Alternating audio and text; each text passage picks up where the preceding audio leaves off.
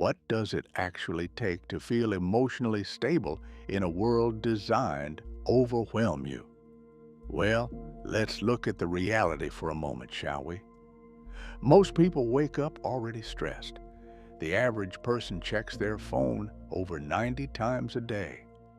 More than 70% admit they feel emotionally exhausted before noon, and almost everyone is carrying responsibilities they were never taught how to handle. As you can imagine, the road to emotional clarity is filled with triggers, distractions, and invisible pressures, but it's not impossible to navigate, okay? Plenty of people have learned how to break free from the chaos, and when you study how, a surprisingly simple pattern starts to appear.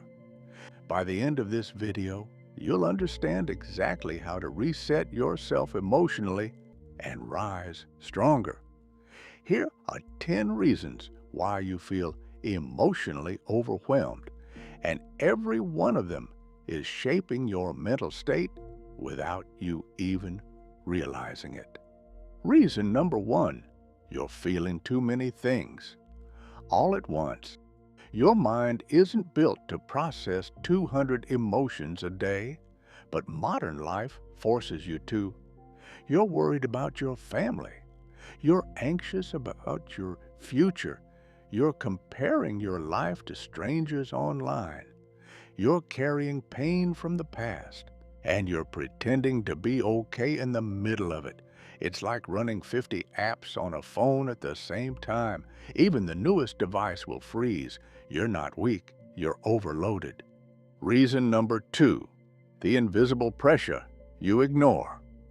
Most people are drowning in responsibilities they never speak about. Expectations, disappointments, unspoken obligations, people depending on you, people draining you, people misunderstanding you, and somehow through all of this, you're trying to be the best version society expects.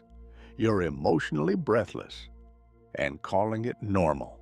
Reason number three, your mind never gets to rest. Ask yourself, when was the last time your mind was truly quiet? Not scrolling, not overthinking, not replaying conversations, not worrying about the future, just silence. Most people have forgotten what peace sounds like. The world doesn't give you rest, it gives you stimulation, endless, relentless stimulation. A mind that never rests isn't productive. It's rebellious. And the rebellion shows up as anxiety, mood swings, numbness, and emotional disconnection. Reason number four, you absorb emotions that aren't yours. You're stressed because someone else is stressed, sad because someone else is hurting, guilty because you said no, pressured because people expect you to fix their problems. And that's before social media throws the emotions of a million strangers at you. You've turned into an emotional sponge. But every sponge becomes heavy and dirty when it holds too much. Your heart is carrying emotions that were never yours. Reason number four, you allow unresolved pain takes up space. Old wounds don't disappear. They wait. Old betrayals, old heartbreaks, old failures, old versions of yourself you haven't forgiven. Even if you don't talk about them, they occupy emotional storage. And every trigger, even a minor one, brings the entire file back. You cannot build emotional peace on top of emotional debris. Reason number six, the overthinking loop. Overthinking is emotional self-torture, disguised as being careful. You fight battles in your head that aren't happening in real life. You replay mistakes you can't change. You analyze every conversation. You try to predict the future so you can feel safe. But overthinking doesn't save you. It drains you. You're living life on hard mode mentally. Reason number seven, you feel responsible for everything.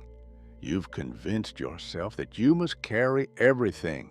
Your problems, other people's problems, your fears, your dreams, their expectations.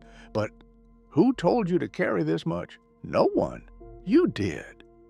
You became the emotional caretaker for everyone except yourself. Reason number 8. You never release emotions safely. Humans are designed to feel and release, to cry, to talk, to rest, to let emotions pass. But you swallow everything. You distract yourself. You pretend you're fine. You avoid anything that feels uncomfortable.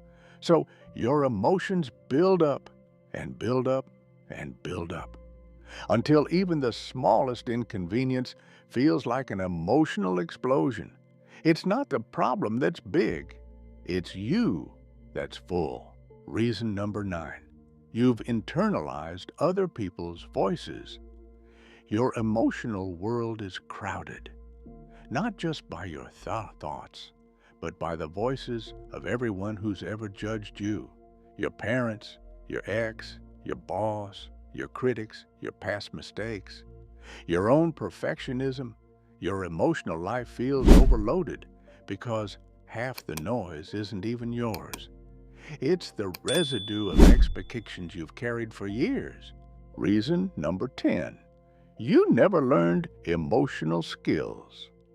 The biggest reason of all, no one taught you how emotions actually work. School taught math, society taught survival, life taught struggle. But emotional intelligence, emotional management, emotional boundaries, you were never given those tools. So, how do you actually reset an overloaded emotional life? Simple. You follow a sequence, not 20 random habits, not vague advice, a structured recalibration.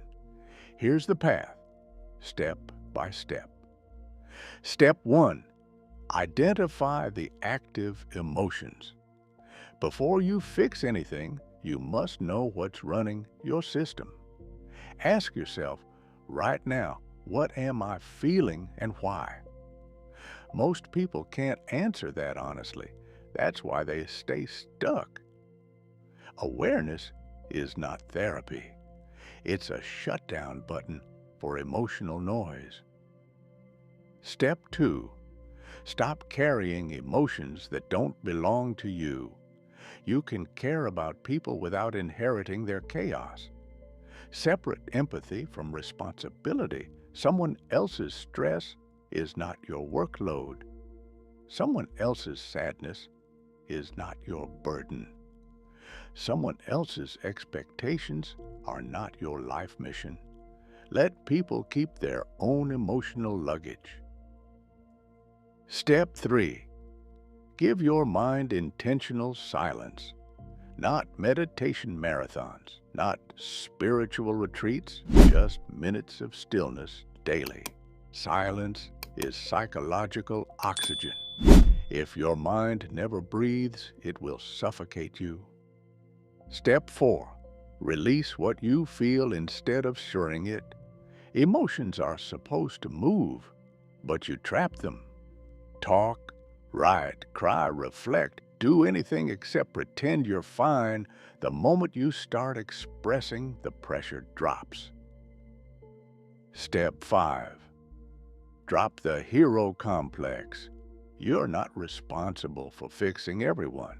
Not your friends, not your family, not the world. Being the strong one for everyone else is exactly why you feel weak inside. Your job is to sustain yourself, not save the universe. Step 6. Face the old pain you keep avoiding. You're not overloaded because of new problems. You're overloaded because old wounds never left. Avoiding them keeps them alive.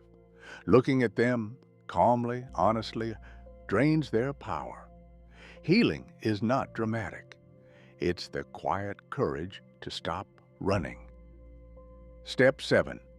Simplify your emotional world. You don't need to feel everything. You don't need to react to everything. You don't need to internalize everything. Focus on the emotions that matter. Let the rest pass through you instead of into you. When you follow these steps consistently, something shifts. Your emotions stop overflowing. Your mind stops fighting itself.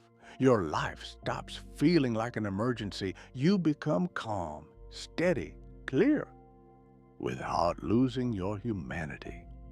Not cold, not detached, just in control.